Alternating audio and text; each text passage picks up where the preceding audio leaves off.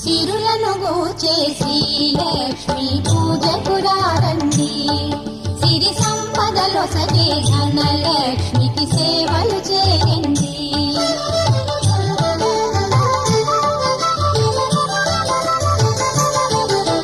కొలిచిన వారికి కన్న తల్లిగా నమ్మిన భక్తుల కల్పవల్లిగా